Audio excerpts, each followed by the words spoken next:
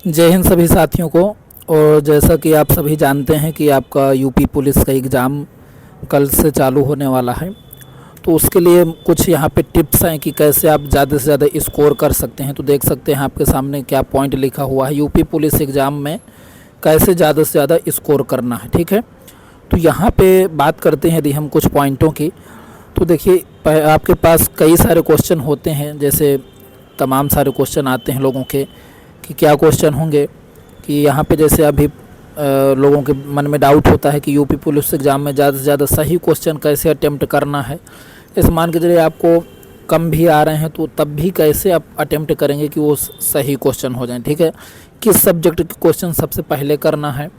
और आपका एक और मेजर क्वेश्चन है, क्वेश्चन अटेम्प्ट करने की बेस्ट स्ट्रेटजी क्या है। ठीक है, कहीं ना कहीं ये सारे क्वेश्चन सेम ही हैं।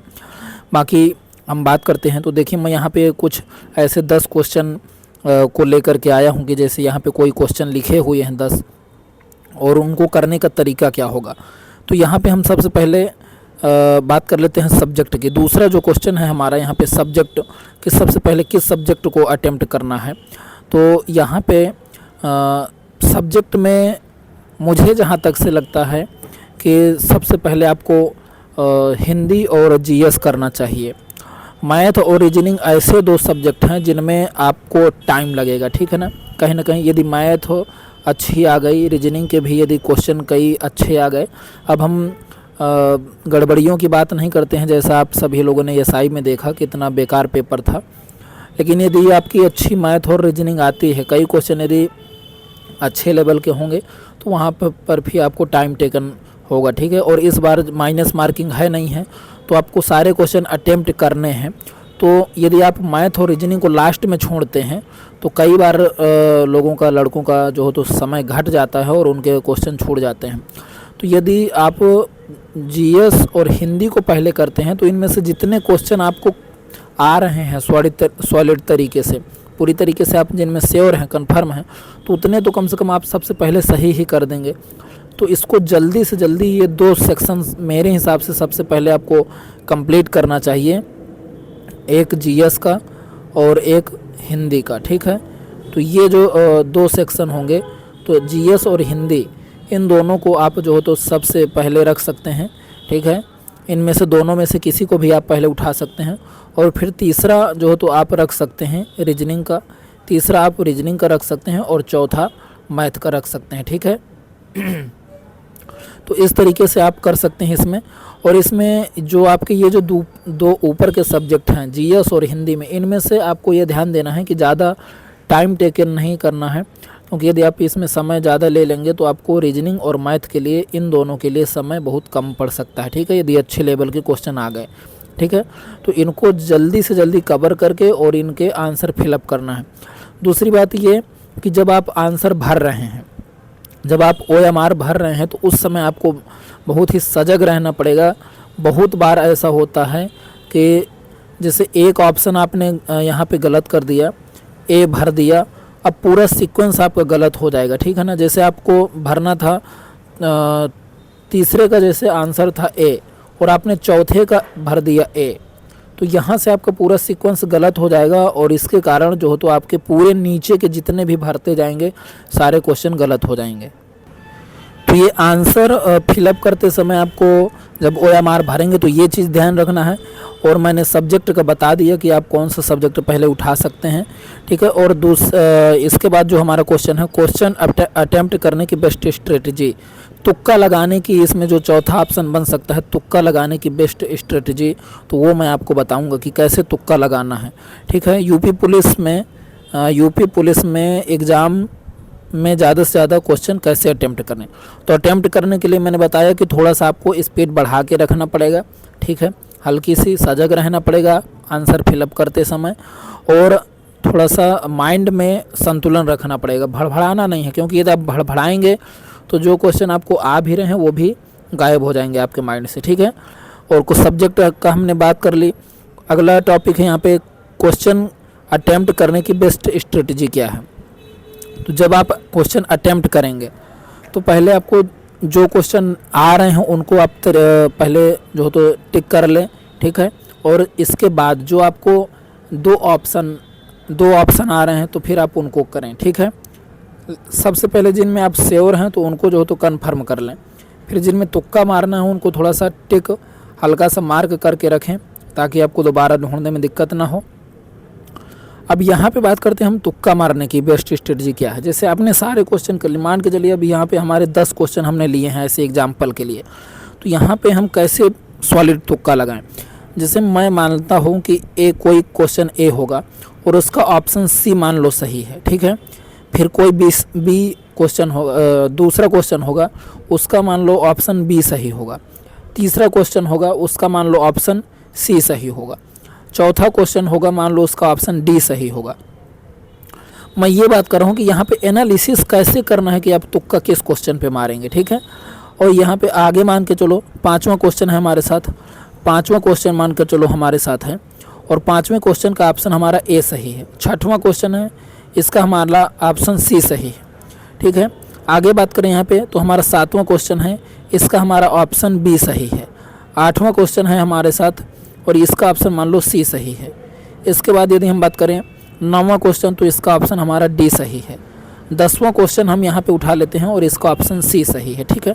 अब जैसे जितने आपको क्वेश्चन आ रहे हैं, जितने आप श्योर हैं, कन्फर्म हैं, उनको जब आप फिलअप करेंगे, जब उनकी OMR भरेंगे तो उसी समय आपको एनालिसिस करना है। इस चीज़ का अलग से एनालिसिस नहीं करना है कि आपका टाइम चला जाए। जब आप भर रहे होंगे उसी समय माइंड में ये चीज़ आपके आ जानी चाहिए कि हम सबसे ज़्यादा किस ऑप्शन को टिक किए हैं, ठीक है।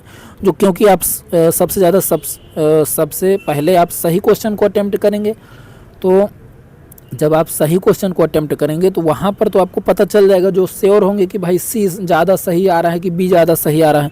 तो यहाँ पे हम बात करते हैं, देखते हैं हमारा यहाँ पे सी कितनी बार हमने टिक किया, ठीक है। मान लो हमने ये सारे सही किए हैं और हमें पूरा भरोसा है कि ये हमारे ठीक हैं, तो 1 बार सी, 2 बार सी, 3 बार सी। आगे बात करते हैं तो यहाँ पे यहाँ पे चौथा सी, 5वां सी। अब यहाँ पे आप बात करें कि 10 क्वेश्चन में 5 बार हमने सी ऑप्शन को टिक किया है, ठीक है। 5 बार सी ऑप्शन को टिक किया है। बी को देख लेते हैं, 1 बार बी किया है यहाँ पे और ये यहाँ पे दूसरी बार बी किया है, ठीक है। तो बी ऑप्शन को हमने 2 बार किया है, बी ऑप्शन को 2 बार किया है। ऐसे ही यदि हम ए ऑप्शन की बात करें तो 1 और यहाँ पर 1 ही ऑप्शन है, ठीक है।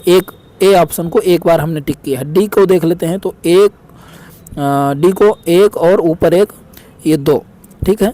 मतलब इसमें से सबसे ज़्यादा हमने किस ऑप्शन को टिक किया है, सी को। और मुझे ये 10 के 10 क्वेश्चन आ रहे थे तो मैंने सी को टिक किया। तो जब मैं इसमें OMR भरूंगा तो मैं इस चीज़ का एनालिसिस कर लूँगा कि सबसे ज़्यादा मैंने किस ऑप्शन को टिक किया है, ठीक है। अब जैसे हमने सी ऑप्शन को सबसे ज़्यादा बार इसमें टिक किया है, तो यदि हम तुक्का लगाएंगे तो हम सबसे पहले सी ऑप्शन को ही तुक्का लगाएंगे, ठीक है।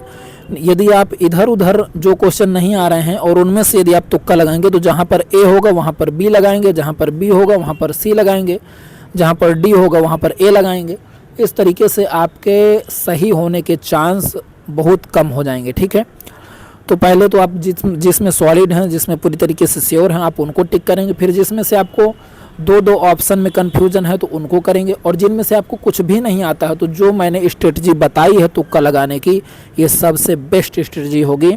आपको इसी तरीके से फॉलो करना है और आप इस बात को आजमा लीजिएगा कि यदि आपका ये काम करे तो मुझे कमेंट बॉक्स में अपने पेपर के बाद ज़रूर बताइएगा। जो ऑप्शन आपने सबसे ज़्यादा टिक किया है तो आपको तुक्का में वही ऑप्शन लगाना है लास्ट में।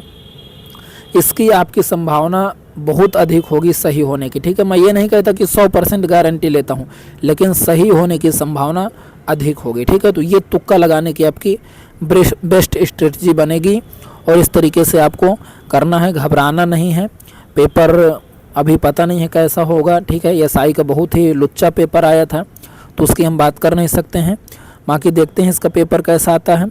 और आप लोग जो हो तो थोड़ा फ्री माइंड से होकर के जाना है। जब आप एग्ज़ाम सेंटर में पहुँचें तो वहाँ पर थोड़ा सा आप लोग यदि बाहर जूस वगैरह का ठेला हो तो जूस पी लें, ठंडा चीज़ें खा लें, ठीक है। माइंड संतुलित रखें। यदि आप एग्ज़ाम सेंटर में पहले पहुँच जाते हैं तो भड़बड़ाना नहीं है, आराम से बैठें और ये इन सारी चीज़ों का थोड़ा सा ध्यान रखें। गहरी गहरी पेपर के पहले आपको गहरी गहरी सांसें लेना है ना। तो ये सारी चीज़ें जो हो तो आपको अपनाना है। मैंने ये चीज़ बताई आपको कि कैसे किस तरीके से करना है। सब्जेक्ट सबसे पहले कौन उठा सकते हैं आप, तुक्का लगाने की बेस्ट स्ट्रेटजी क्या है, और माइनस मार्किंग नहीं है तो आपको सारे क्वेश्चन करके आना है। यदि आप लास्ट में फिर भी आपके क्वेश्चन छूट रहे हैं तो लास्ट में तो पूरे के पूरे भर के ही आना है, कैसे भी करके, ठीक है। तो इस तरीके से आप लोग पेपर देंगे और मैं आपके उज्जवल भविष्य की कामना करता हूं, और मैं दुआ करूंगा ईश्वर से कि आप सभी लोग सेलेक्ट हों जो भी हैं और अपने माँ बाप का सहारा बने। तो अभी के लिए इतना ही। और मैं एक बात आपको और लास्ट में बताना चाहूँगा कि मैं पॉलिटी के एक बहुत ही बेहतरीन PYQ और MCQ जो तो सीरीज ला रहा हूँ। तो अभी मैंने 2 लेक्चर छोटे छोटे डाले थे तो ये उतने कारगर नहीं थे। एक बहुत ही बेहतरीन हम कंटेंट तैयार कर रहे हैं जो तो पॉलिटी के लिए अभी फ़िलहाल में, और इसके बाद दूसरे सब्जेक्टों का भी करेंगे। और उसमें आप देख पाएंगे कि जो पॉलिटी का जो हम कंटेंट तैयार कर रहे हैं जो क्वेश्चन का, तो अगले एग्ज़ामों में बहुत ही कारगर होगा। इवन कि वो PCS लेवल के उसमें से एग्ज़ाम जो हो तो सम्मिलित किए गए हैं। तो आप देखेंगे थोड़ा सा PDF, क्योंकि हमें अपनी जॉब भी करना है तो उसके साथ में जो तो जॉब के साथ में खुद भी PDF तैयार करना है। हमारे पास कोई टीम नहीं है तो खुद ही PDF तैयार करता हूँ, फिर उसका एनालिसिस करना है तो थोड़ा समय लगेगा 2-4 दिन का। फिर इसके बाद PDF जैसे ही तैयार हो जाएगी तो मैं आपके सामने एक बड़ा लेक्चर लेकर के आऊँगा पॉलिटी का, जिसमें से सारे क्वेश्चन लगभग 150 से 200 क्वेश्चन कवर होंगे और बहुत बेहतरीन रिवीजन के साथ। ऐसे क्वेश्चन हैं जिसमें से आपको मज़ा आएगा, रिवीजन भी होगा और क्वेश्चन भी करेंगे आप। तो अभी के लिए इतना ही। जय हिंद, जय भारत।